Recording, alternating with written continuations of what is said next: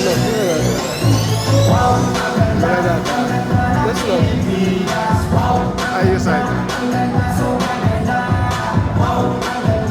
Everyone likes her.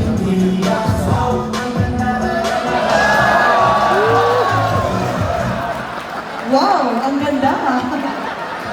Wow, ang ganda nga. Maayong adlaw sa tanan. I'm a lady rider from Davao.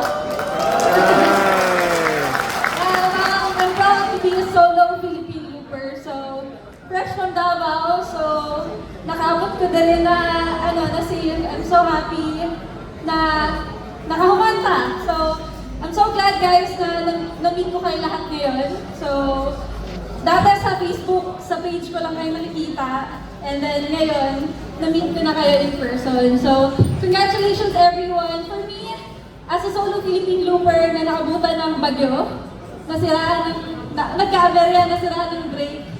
So, ako po yung nag-viral na nawala ng brake sa Baguio.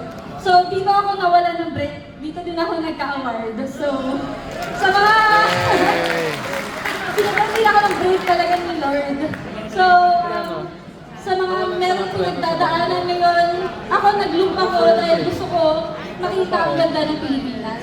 So, wow talaga ang ganda ng Pilipinas. So, hindi lang yung mga taong maganda sa Pilipinas, kundi yung mga lugar.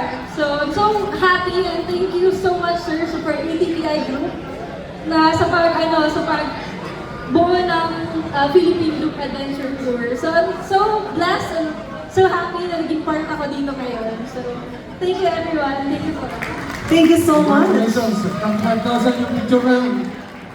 So single ka pa rin. Oh. Mag-loop na daw siya ulit next year. Next off, ladies and gentlemen, for fourth place. Congrats. And the fourth placer will be coming home with